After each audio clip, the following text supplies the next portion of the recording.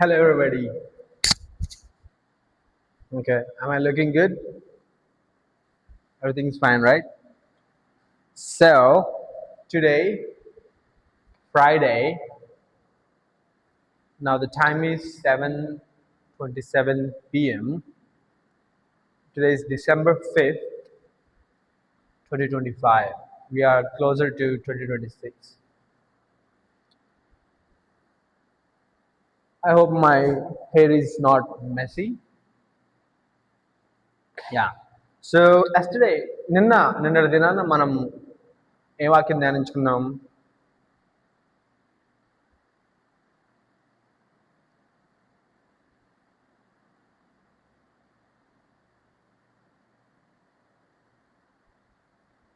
నిన్నటి దిన old testament survey page number 23 వరకు పాత నిబంధన ఎందుకు చదవాలి అనే విషయాల గురించి ధ్యానించుకున్నాం. సో దానికి ముందు న్యూ టెస్ట్మెంట్, దానికి ముందు చర్చ్ హిస్టరీ. సో ఈ రోజున బైబిల్ డాక్టరింగ్ సర్వే ధ్యానిద్దాం. లాస్ట్ టైం మనం బైబిల్ డాక్టరింగ్ సర్వేలో ఏమి ధ్యానించాము అని మనం చూసుకుంటే పేజ్ నెంబర్ 33 వరకు ధ్యానించుకున్నాం.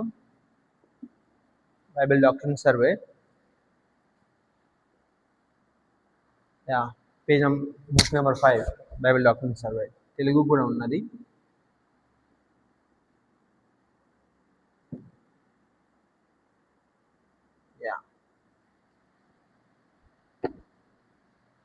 సో పేజ్ నెంబర్ 23 నుంచి మనం ధ్యానం మొదలెడదాం.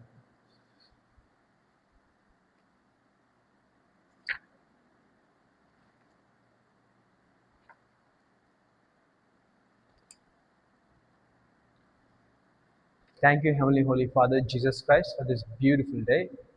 We gathered here with your Holy Spirit so that we can learn and have eternal life and believe in you even more, so that walk in your truth. Lord, thank you so much for everything, Lord. And without you, I cannot do anything, Lord. Thank you so much, my precious Heavenly Father, for this healthy time, for all the doors which you have opened. I thank you. I praise you, Lord. In Jesus Christ's heavenly precious name, Amen. Yeah.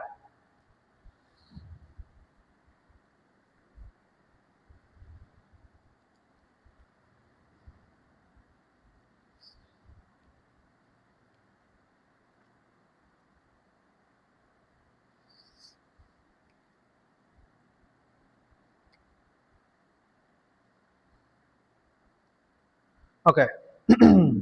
So Bible doctrine సర్వేలో మనం page number 33లో ఎక్కడున్నామంటే 5 fundamentals of the Christian faith: virgin birth, substitutionary atonement of Christ, the deity of Christ, the inspiration of the scripture, the bodily resurrection and second coming of Christ.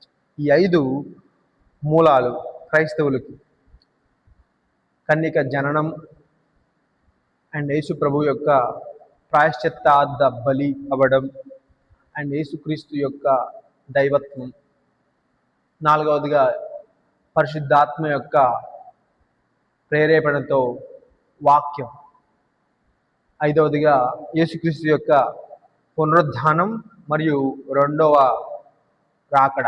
ఈ 5 క్రైస్తవులకి ముఖ్యమైనవిగా ఆఖరిసారిగా మనం ధ్యానించుకున్నాం. దాని తర్వాత 33 పేజీలో essential attitudes of good theology student. So అంటే మంచి థియాలజీ అంటే దేవుని గురించి తెలుసుకునే విద్యార్థి అంటే దేవుని శిష్యులకి ఉండాల్సిన లక్షణాలు: willing to delightly study the word, the willingness శ్రద్ధగా దేవుని వాక్యాన్ని అధ్యయనం చేయడానికి ఇష్టపడడం, ప్రేరణను తప్పు లేకుండుట మరియు లేఖనముల అధికారంగా అంగీకరించుట, హోలీ స్పిరిట్ పరిశుద్ధాత్మ మీద ఆధారపడటం, బోధించగలిగే మనస్సు, ఆయనను తెలుసుకున్నటకు దేవుడు సమ్మతించును అను నిజమైన విశ్వాసం, దేవుడు ఆయన్ని తెలుసుకోవడానికి ఆయనకి ఇష్టమని నమ్మటం. సో ఇది ఎందుకు చదువుతున్నామంటే right thinking about God which lead to righteous living. కొలసీలు రాసిన పత్రిక మొదటి అధ్యాయం 9వ నుండి 10వ వరకు ఉంది. ఎందుకని బైబిల్ డాక్టర్ని చదువుదామంటే సహజంగా మనకు తెలిసిందే.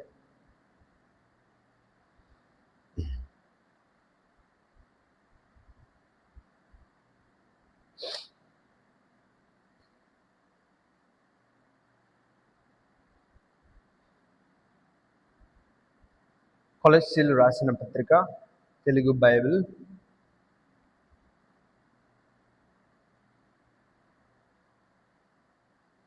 మొదటి అధ్యాయం 9వ నుంచి 10వ వరకు. అందుచేత ఈ సంగతి వినన నాటి నుండి మేమును మీ నిమిత్తం ప్రార్థన చేయటం మానక మీరు సంపూర్ణ జ్ఞానమును ఆత్మ సంబంధమైన వివేకము గలవారును ఆయన చిత్తమును పూర్ణముగా గ్రహించు వారునై ప్రతి సత్కార్యములో సఫలులగుచు దేవుని విషయమైన జ్ఞానమందు అభివృద్ధి పొందుచు అన్ని విషయంలో ప్రభువును సంతోషపెట్టినట్లు ఆయనకు తగినట్టుగా నడుచుకునవలననియు ఆనందంతో కూడిన పూర్ణమైన ఓర్పును దీర్ఘశాంతమును కనపరచినట్లు ఆయన మహిమా శక్తిని బట్టి సంపూర్ణ బలముతో బలపరచబడవలననియు తేజవాసులైన పరిశుద్ధుల స్వాస్థ్యంలో పాలెవారగుటకు మనలను పాత్రులుగా చేసిన తండ్రికి మీరు కృతజ్ఞతాస్తుతులు చెల్లింపవలనని దేవుని బతిమాలుచున్నాను. ఆల్మోస్ట్ ఒక 10 పాయింట్స్ మీరు ఎదగటానికి మనం ఈ దేవుని జ్ఞానాన్ని ఎందుకు పెంపొందించుకోవాలి అని అంటే ఇవన్నీ. సరే, మొదటిది ఆత్మ సంబంధమైన వివేకము గలవారగుటకు. పరిశుద్ధాత్మ చెప్పింది అర్థం చేసుకునే మనసు అని అర్థం. ఆయన చిత్తమును పూర్ణంగా గ్రహించువారినై. దేవుడు మనల్ని ఏం చేయాలి, నువ్వు ఇక ముందు ఏమేం చేయాలి, నీకు ఆయుష్ ఉన్నది ఎందుకు, నీకు శక్తి ఉన్నది ఎందుకు, ఈ భూమి నీకు శక్తినిస్తుంది ఎందుకు, సూర్యుడు నీకు శక్తినిస్తుంది ఎందుకు, ఈ ప్రపంచం మొత్తం మనం జీవించేటట్లు అనుకూలంగా ఉంది ఎందుకు, దేవుని చిత్తాన్ని అనుకూలంగా ఉంది కాబట్టే అది ఇలా ఉంది. ఆ చిత్తాన్ని దేవుణ్ణి ఇష్టమైన పని చేయడానికి ప్రతి సత్కార్యంలో సఫలులగుటకి, అంటే ప్రతి మంచి పనిని అంటే దాన్ని సఫలంగా, అంటే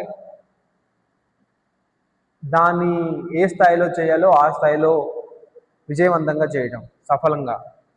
దాని తర్వాత దేవుని విషయమైన జ్ఞానమందు అభివృద్ధి పొందడానికి. ఎందుకంటే దేవుని విషయమైన జ్ఞానం అంటే దేవుడిని ఎరగటం. దేవుడిని ఎరగటం అంటే మనల్ని మనం ఎరగటం. మనం దేవుని రూపంలో చేపడ్డాం కాబట్టి. ఈ రోజున చాలామంది మన శరీరం గురించి ఎంతో ఆశ్చర్యపోతారు. మన కళ్ళు ఇలా చూడగలుగుతున్నామంటే ఆ కన్ను ఎంత కాంప్లెక్స్గా ఉందో ఐ డాక్టర్ని అడిగితే చెప్తాడు.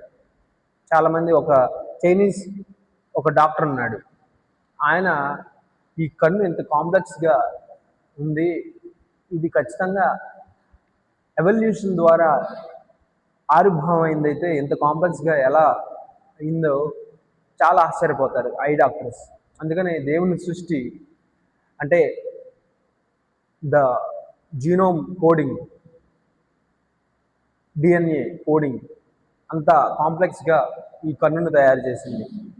సో దాని ప్రకారం చూసి ఒక చైనీస్ డాక్టర్, చైనా నుండి యుఎస్ఏకి ఎమిగ్రేట్ అయిన ఒక చైనీస్ డాక్టర్ ఈ సాక్ష్యం చెప్తాడు. దేవుడు ఇంత గొప్పగా చేశాడు కాబట్టి ఇలా ఉంది, ఎవల్యూషన్ వల్ల ఇంత కాంప్లెక్స్గా చేయగలగడం చాలా కఠినం అన్నట్టుగా ఆయన ఒక క్రైస్తవుడిగా దేవుణ్ణి ఆరాధిస్తాడు. అది అన్ని విషయంలో ప్రభువును సంతోష పెట్టినట్లు, మనం కూర్చుండినను లేచినను మనం దేవునికి మహిమపరిచినట్లుగా చేయాలని పౌలు ఎలాగో చెప్తాడో మనం రోమా రాసిన పత్రికలను కొరింథీయుల రాసిన పత్రికలో చూడవచ్చు ఆ విషయాలు. సో మనం ప్రతి విషయంలో, అంటే మనం ఏం చేసినాను స్వార్థంగా చేసాం అనుకోండి, అది ఇంకొకరికి నచ్చదు. అప్పుడు మనకు మనశ్శాంతి ఉండదు. మనశ్శాంతి ఎందుకు ఉండదు? మనలో ఉన్న మనసు, దేవుని ఆత్మ ఇంకొక వ్యక్తిని వాటిలో వారిలో కూడా దైవం ఉందని మనం గుర్తించలేదు అనుకోండి, ఆ వ్యక్తిని మనం మనకంటే తక్కువ వాడిగా చూసాం కాబట్టే స్వార్థంగా ఆలోచిస్తాం. మనకంటే మన సమానుడిని మనం చూసినప్పుడు మనం గొప్పగా ఆలోచిస్తాం. ఎవరైనా పరుగు పందెంలో 5గురు పరిగెడుతున్నారనుకోండి, మొదటి ముగ్గురికి బహుమతులు ఇస్తారు, మిగతా ఇద్దరికి ఇవ్వరు. వాళ్ళని గురించి ప్రస్తావించరు, వాళ్ళని ఘనపరచరు. అదే 5 ఒకేసారి వచ్చారనుకోండి, 5గురిని గురించి గొప్పగా చెప్పుకుంటారు, సమ ఉజ్జీలు అన్నట్టుగా. అదే మరి క్రైస్తవులు కూడా అందరిలో దేవుని ఆత్మ ఉన్నది, కానీ ఆ ఆత్మను దుఃఖపరుస్తూ, బాధ పెడుతూ, శరీర క్రియల చేత ఆత్మను చంపి, శరీరాశలతో వేరే వ్యక్తుల్ని దేవుడిలాగా చూడకుండా పాపం చేయడం బట్టి ద్వేషం పెరుగుతుంది. ద్వేషం పెరుగుతుందని బట్టి స్వార్థంగా ఆలోచిస్తాం. స్వార్థంగా ఆలోచించే కొద్దీ మనకు అసౌకర్యాలు పెరుగుతాయి. ఈ లోకం అప్పుడు దేవుడు అది పాపంగా చూస్తాడు. ఆ పాపం వల్ల మనకి శిక్షా విధి అవుతుంది, మనం మరణిస్తాం. కేవలం దేవుణ్ణి ఆనందపరచడం అందుకే ముఖ్యం. మనం దేవుడు చేసినని నమ్మడం, యేసుక్రీస్తు మనం ఒకవేళ తప్పు చేసినప్పటికీ అందరికీ సమానంగా ఆయన దాన్ని చేరుకునే మార్గాన్ని ఇచ్చాడు కాబట్టి అందరూ సమానులని చూచి, ఆదిమ సంఘం ఎలా అయితే చరస్థిరాస్తులు అమ్మి లేని వారికి ఉన్నవారిని అందరినీ సమానంగా ఎలా బతికారో, అలా మనం కూడా బతకగలగడం, దేవుని రాజ్యాన్ని ఈ భూమి మీద మనం నెలకొల్పడం. సో అది అందుకని మనం చదవాలి. ఈ టాపిక్ ఎందుకు చదవాలి అనేది ఈ పుస్తకం మొత్తం నిండా ఉన్న అధ్యయనం. కానీ ఎక్స్క్లూజివ్గా ప్రత్యేకంగా ఒక్క పాయింట్ 6వ పాయింట్ కింద అడిగారు. సో దాన్ని బట్టి మనం చదువుతున్నాం. సో ఆయనకు తగినట్టుగా నడుచుకున్న వాళ్ళని సంతోషపెట్టి, ఆయనకి తగినట్టుగా నడుచుకుంటేనే కదా ఆయన సంతోషపెడతాం. సో ఆయనకి తగినట్టు అంటే మనకు కొన్ని స్థాయిలు ఉంటాయి. ఇలా ఉంటే చాలు, నాకు ఒక కారు, ఒక బైక్ ఉంటే చాలు అని కొంతమంది అనుకుంటారు. కొంతమంది కారు ఉండాల్సిందే అని కొంతమంది అనుకుంటారు. కొంతమంది కారు ఎక్కడ, మాకు 2-3 కార్లు ఉండాలి అని కొంతమంది అనుకుంటారు. కానీ ఆయనకి తగినట్టు అంటే మనం తాను నిలుచున్నాను అని తలంచుకున్నవాడు పడకుండానట్లు జాగ్రత్తగా చూసుకోవాలని మనం కొరింథీయులకు రాసిన రోమా పత్రికలో మనం చూసిన విధంగా మనం ఆయనకి తగినట్టుగా జీవించాలంటే మనం పడకుండా స్థిరంగా ఆయన వైపు చూచుచు ముందున్న పరుగు పందెంలో ఓపికతో పరిగెట్టాలి. అది తండ్రి చిత్తం చేయువాడే నాకు పాత్రుడు అని దేవుడు యేసుప్రభు వారు చెప్పినట్టుగా, మనం ఎవరైతే తన సిలువను ఎత్తుకుని నన్ను వెంబడిస్తాడో వాడే నాకు పాత్రుడు అంటాడు. ఈ రోజున మనం ప్రతిరోజు అలా చేయలేం. వారానికి 10 రోజుల్లో చేయగలుగుతామేమో కానీ, నెలకు 10 రోజుల్లో చేయగలుగుతామేమో కానీ, ప్రతిరోజు ఆ సిలువను ఎత్తుకుని అదే ఉద్దేశంతో మనం వెంబడించలేము. అది ఆయనకి తగినట్టు జీవించాం. సో అందుకని మనం నేర్చుకోవాలి అది ఎలా జీవించగలమని. అనేక మంది భక్తులు పౌలు గారు ఎలా జీవించగలిగారు, అది ప్రతిరోజు ఆయన శిలువను ఎత్తుకుని ఆయన వెంబడించడం ఎలా సాధ్యమైంది ఇది మనం తెలుసుకోవాలి. అందుకని మనం చదువుతున్నాం ఈ థియాలజీ. ఆనందంతో కూడిన పూర్ణమైన ఓర్పును దీర్ఘశాంతమును కనపరుచున్నట్లు ఆయన మహిమ, అంటే ఆనందంతో కూడిన పూర్ణమైన ఓర్పును. Wow, it's such a beautiful word. ఆనందంతో కూడిన పూర్ణమైన ఓర్పు. మనం ప్రేమ లేనివాడు సహించడు. దేవుడు ప్రేమై ఉన్నాడు అని మనకు తెలుసు. యోహాను రాసిన పత్రికలో, మొదటి పత్రికలో ఉంటుంది. ఆ ప్రేమై ఉన్న దేవుడు ఆయనలో ఉన్న ఆత్మ అది మనలో ఉందనుకోండి, ఆ ప్రేమై ఉన్న దేవుని ఆత్మ మనలో ఉందనుకోండి, మనం ప్రేమిస్తాం. ఎందుకంటే ఆయన న్యాయవంతుడు, ఆయన న్యాయం చేస్తాడు. ఆయన న్యాయం మనకి సమస్తం న్యాయంగా కనబడుతుంది. అందరూ సమౌజ్యులుగా మనకు కనబడతారు. ఒకళ్ళు ఎక్కువ ఒకళ్ళు తక్కువ కాదు. వాళ్ళు ఎందుకని ఒకవేళ మన కంటికి ఒకళ్ళు ఎక్కువ తక్కువ అని ఎందుకు కనిపించారు? దేవుని మహిమ కోసం మాత్రమే. వాళ్ళ యునిక్నెస్ మనం చూస్తాం, కానీ వాళ్ళ పై రూపాన్ని మనం లక్ష్య పెట్టాం. వాళ్ళలో ఉన్న ఆత్మ, వాళ్ళు దుష్ట ఆలోచనతో ప్రవర్తిస్తుంటే మనం ఎలా చూస్తాము? వాళ్ళలో ఉన్న దేవుని ఆత్మ ఓడిపోయినట్టుగా వాళ్ళు చూడాలి, కానీ వాళ్ళు మనం ద్వేషించకూడదు. అందుకనే మనం చూస్తాం మేలుకి ప్రతిగా కీడు చేయక మేలు చేత కీడును జయించుడి అని మన రోమా 12వ అధ్యాయం ఆఖరి మాటల్లో చూడొస్తాం. రోమా 12. మేలు చేత మేలుకి ప్రతిగా కీడు చేయక మేలు చేత కీడుని జయించాలి. మనం కీడు చేసిన వాళ్ళకి కీడు చేయకుండా కీడు చేసిన వాళ్ళకి మేలు చేసి ఆ వాళ్ళని మనం జయించాలి. సో అందుకని అది ఓర్పు ఉన్న వాళ్ళే అది చేయగలరు. ఆనందంతో చేయాలి. ఆ ఓర్పుని ఎలా ప్రదర్శించాలి? ఆనందంతో ప్రదర్శించలేకుండా దాని అర్థం ఏంటి? హృదయపూర్వకంగా చేయట్లేదు. వాళ్ళు కొంతకాలం ఓపిక చూస్తాం, తర్వాత మన వల్ల కాదు, వీడికి మనం మేలు చేయలేము, వీడిని అంత చూడాల్సిందే అని మనకి నష్టం మొత్తాన్ని లాగుతాం.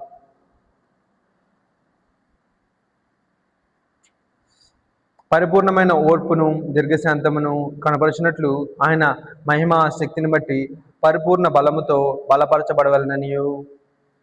అంటే ఆయన మహిమా శక్తిని బట్టి పరిపూర్ణ బలంతో బలపరచబడవలననియు. శక్తిని బట్టి సంపూర్ణ బలంతో బలపరచబడవలననియు. మనం బలపరచబడాలి ఆయన శక్తితో. అంటే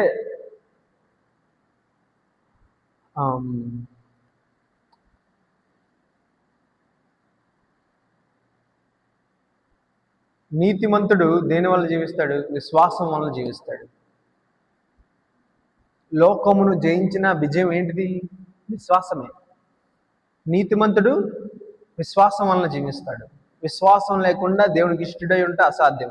మనకి ఆ శక్తి ఏంటి? విశ్వాసమే. విశ్వాసం అంటే నిరీక్షించు వాటి నిజస్వరూపును, జరగబో వాటి ఛాయ అయి ఉన్నది అని మనం చదివాం క్రితం. కాబట్టి ఈ విశ్వాసం అనే డాలుని మనం చేపట్టుకుని మనం దేవుని శక్తిని మనం నష్టపోకుండా, అంటే దుష్టుడు మనకు కలిగించే అపనమ్మకాలకు అవిశ్వాసాలకు లోనవకుండా విశ్వాసం అనే డాలుతో దాన్ని ఆ అగ్నిబాణాలని మనం ఎదుర్కొంటూ మనం బలపరుచుకుంటాం. నష్టపోకుండా ఉండటం అంటే మనం మన శక్తిని కోల్పోకుండా ఉండటం అని అర్థం. సో ఆయన మహిమా శక్తిని బట్టి సంపూర్ణ బలంతో బలపరచబడవలనని తేజోవాసులైన పరిశుద్ధుల స్వాస్థ్యంలో పాలివారగుటకు మనలను పాత్రలుగా చేసిన తండ్రిని మీరు కృతజ్ఞతాస్తుతులు చెల్లింపవలనని దేవుని బతిమలాడుచున్నాను. తేజోవాసులైన పరిశుద్ధ స్వాస్థ్యంలో పాలివారగడానికి అంటే తేజోవాసులు అంటే వెలుగు సంబంధులు. వాళ్ళు వెలుగు సంబంధాలు ఎలా అయ్యారు? విశ్వాసం ద్వారా నీతిమంతులుగా తీర్చబడడం వల్ల వాళ్ళు పరిశుద్ధులయ్యారు, వెలుగు సంబంధాలయ్యారు. వెలుగుని ఆకర్షించబడి యేసు ప్రభువుని వెంబడించి వాళ్ళు విశ్వసించటం వల్ల, ఆ విశ్వాసాన్ని నిరీక్షించడం వల్ల వాళ్ళు పరిశుద్ధులయ్యారు కాబట్టి వాళ్ళకి దేవుడు జీవకిరీటాన్ని ఇచ్చాడు. వాళ్ళు ధన శక్తిని దేవుడి కోసం ఖర్చు పెట్టారు కాబట్టి వాళ్ళకి స్వాస్థ్యం దేవుడు ఇస్తున్నాడు, విశ్వసించిన వాళ్ళకి, నిరీక్షించిన వాళ్ళకి. సో ఎంతమంది అయితే అనేక మందిని మనం చూసి మన విశ్వాసాలను ఎలా బలం పొందుతున్నాం, వాళ్ళతో కూడా కలిసి మనం పరలోకంలో ఆనందిస్తాం. అది కొలస్సీలు రాసిన పత్రిక 1వ అధ్యాయం 9వ వచనం నుండి 12వ వచనం వరకు ఇవి ఉన్నాయి. ఈ విషయాల్లో మనం చదివిస్తాం. దేవుని గురించి సరైన ఆలోచన, నీతియుక్తమైన జీవనమును నడిపించుటకు మనం వేదాంత శాస్త్రాన్ని చదువుతామని. 34 పేజ్ నెంబర్. సో క్రితం వరకు మనం హెడ్లైన్స్ ఏమి ఉన్నాయంటే పేజ్ నెంబర్ 29 వరకు ఏమో అవుట్లైన్స్ ఉన్నాయి. 30 నుంచి థియాలజీ అంటే దేవుని జ్ఞానం సంబంధించిన వాక్యం. సో ఉపోద్ఘాతం, ఇంట్రొడక్షన్ చూసాం, వేదాంత శాస్త్రం యొక్క స్వభావం. యెరెమయా 9వ అధ్యాయం 23వ వచనంలో మీరు నన్ను తెలుసుకున్నది బట్టి మీరు అతిశయించాలి, మీకున్న ధనాన్ని బట్టి, మీకున్న ఆస్తిని బట్టి, మీకున్న శౌర్యాన్ని బట్టి, బలాన్ని బట్టి, శక్తిని బట్టి మీరు అతిశయించకూడదు, కానీ నన్ను ఎరుగుటని బట్టి మీరు అతిశయించాలి అని యెరెమయా 9వ అధ్యాయంలో మనం చూసాం. యోహాను సువార్త 17వ అధ్యాయం 3వ వచనంలో అద్వితీయ దేవుడు నిన్ను నీవు పంపిన క్రీస్తును ఎరుగుట జీవం మనం చూసాం. ఫిలిప్పీ 3వ అధ్యాయం 7వ వచనం నుంచి 9వ వచనంలో ఏముందో నేను మర్చిపోయాను. తర్వాత 2 పేతురు 3:18 దైవజనుడు సన్నద్ధుడై, అది తిమోతి రాసిన ఉంటుంది. ఈ 2 వచనాలు తెలియదు. ముఖ్యంగా పాత నిబంధనలో ఒకటే ఒకటి, ఎందుకని మనకి అర్థమైంది. దాని తర్వాత వేదాంత శాస్త్రం యొక్క విధానాలు, బైబిల్ సంబంధమైన వేదాంత శాస్త్రం, క్రమబద్ధమైన వేదాంత శాస్త్రం, చారిత్రాత్మక వేదాంత శాస్త్రం గురించి తెలుసుకున్న తర్వాత అధ్యయనం యొక్క పద్ధతి మరియు ఉద్దేశం. మొదటిది ఈ కోర్సు యొక్క పద్ధతి. రెండవది 3 ఆధారమైన భావనలు, నాస్తికులు, ఆస్తికులు, అజ్ఞాని. మా 3 వాదాల గురించి తెలుసుకున్నాం. దాని తర్వాత 4 మార్గదర్శకమైన సిద్ధాంతములు, పరస్పర సంబంధములు, సరితూచుట, దృఢత్వము, ఖచ్చితత్వము. తర్వాత 4వది క్రైస్తవ విశ్వాసమునకు 5 మూల ఆధారములు. క్రీస్తు కన్యకు జన్మించటం, క్రీస్తు యొక్క ప్రత్యామ్నాయ ప్రాయశ్చిత్తార్థ బలి, క్రీస్తు యొక్క దైవత్వము, లేఖనముల ప్రేరేపణ, శారీరక పునరుద్ధానము మరియు క్రీస్తు యొక్క 2వ రాకడ. 5వది మంచి వేదాంత శాస్త్ర విద్యార్థి యొక్క ముఖ్యమైన వైఖరులు. 6వది సిద్ధాంతం అధ్యయనం చేయడం గల ఉద్దేశం. కొలసి రాసిన పథకం 1వ అధ్యాయం 9 నుండి 12 వరకు తెలుసుకున్నాం. ఇప్పుడు 34 10 ప్రాముఖ్యమైన సిద్ధాంతాలు.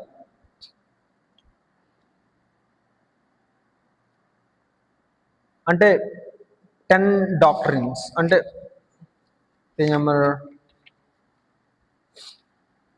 గాడ్ అంటే రెండవ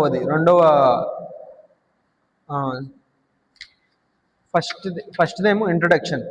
ఉపోద్ఘాతంలో మనం 6 పాయింట్లు చూసాం, 6 సబ్ పాయింట్స్. 6 సబ్ పాయింట్కి ఇంకా సబ్ పాయింట్స్ ఉన్నాయి. ఇప్పుడు రెండవ టాపిక్, ద 10 మేజర్ డాక్ట్రిన్స్. 10 వేదాంత సరైన వేదాంతములు, 10 ప్రాముఖ్యమైన సిద్ధాంతాలు. 10 ఉన్నాయి, అవి ఏంటో చూద్దాం. సో దేవుడు ఎవరు లేక ఏమై ఉన్నాడు అన్నది 10 సిద్ధాంతంలో ఫస్ట్ది పాయింట్. దేవుడు సరైన వేదాంత శాస్త్రం. As we begin our study of Bible doctrine, we need to consider what is really included in our personal concept of God. అసలు దేవుడు అంటే ఏంటి అనే కాన్సెప్ట్లో బైబిల్ డాక్ట్రిన్లో మనం దేవుడు ఏమి ఉన్నాడో చదువుతాం. సో ఒక ఆయన J.I. పార్కర్ అని ఆయన ఎలా అంటాడు, దేవుడు ఎవరు లేక ఏమై ఉన్నాడు అని అంటే, ఏ conservative evangelical theologian and an author asked the question, what do you mean when you say God? Or to put it another way, who or what is God to you? ఒక theologian, evangelical theologian, Protestant theologian ఇలా అడుగుతున్నాడు. ఏమని అంటే, దేవుడు అని చెప్పినప్పుడు నీ అర్థం ఏంటి? లేక వేరు విధంగా చెప్పడం అంటే, దేవుడు ఎవరు లేక నీకు దేవుడు ఏమై ఉన్నాడు? కొన్ని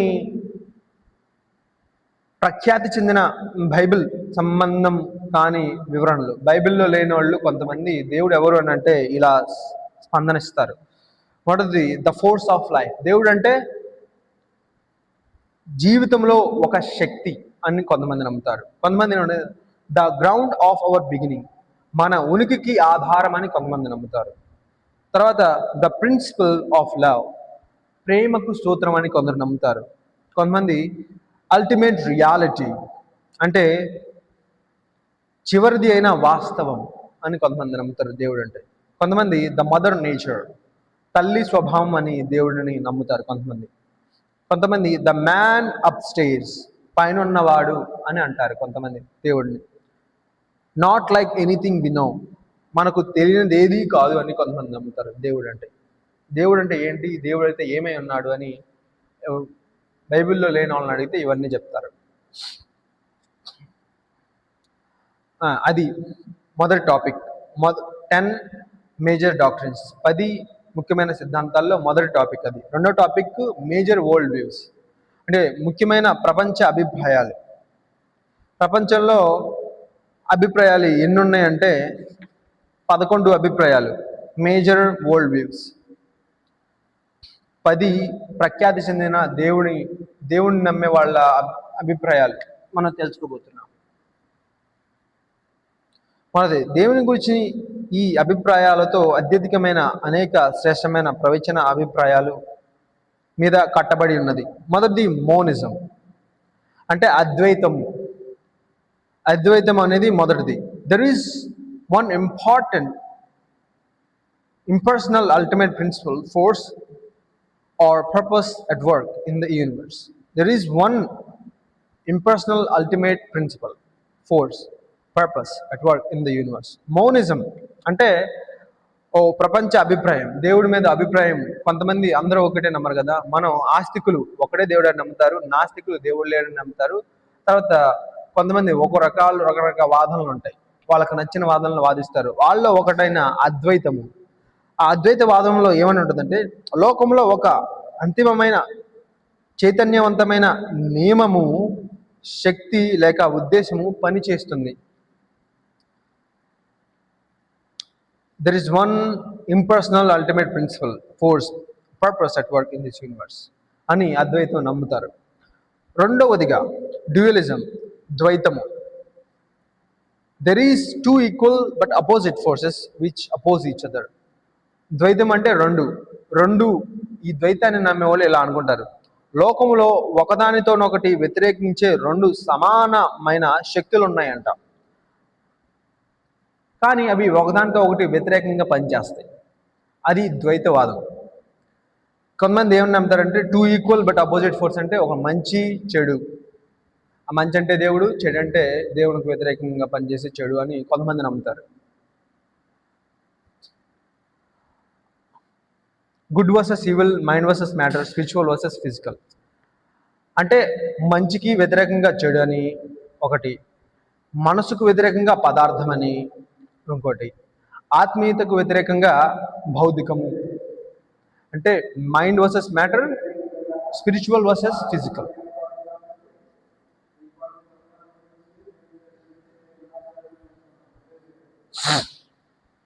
అది ద్వైతము. మొదటి పాయింట్, రెండో పాయింట్. మూడో పాయింట్ మానవతావాదం, అంటే హ్యూమనిజం. కొంతమంది అంటే దైవత్వం గురించి మూడో రకం వాదులు ఎవరంటే మానవతావాదులు. Man is his own God, the highest of all beings and life centred around human efforts and achievements. మానవుడే తన సొంత దేవుడు.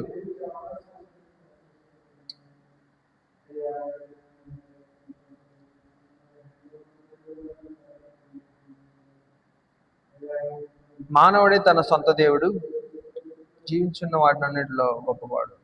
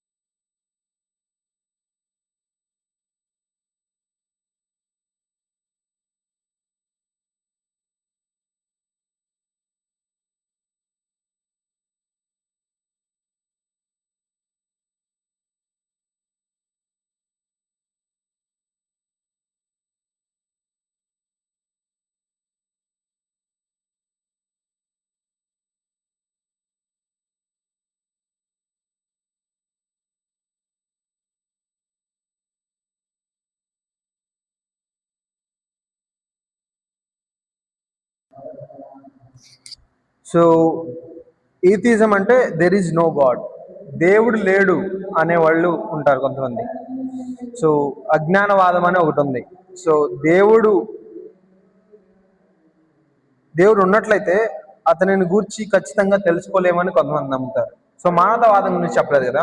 మూడవది, so the man is his own God, the highest of all beings, and life centred around him, efforts and achievements. Man అంటే మనిషే దేవుడు అని కొంతమంది నమ్ముతారు. అండ్ సర్వ జీవాలన్నిటిలో అత్యధికంగా మనిషే గొప్పవాడు అని నమ్ముతారు. జీవితం అనేది ఆయన చుట్టూరు మాత్రమే జీవితం అనేది ఏర్పడింది అని నమ్ముతారు మానవతావాదులు. మనిషే దేవుడు అని నమ్ముతారు మానవతావాదులు. సో అంతే తేడా. So let us end here.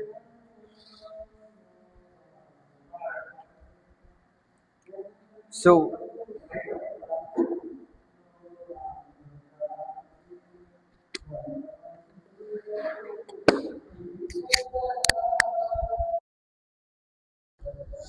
So ఈ హాఫ్ అన్ అవర్ మనది ముగిసింది. సో ఇక్కడ కొంతమంది పాటలు పాడడానికి ఆనందంగా ఉన్నారు. సో నన్ను వెళ్ళిపోమంటున్నారు, వెళ్ళిపోతున్నారు.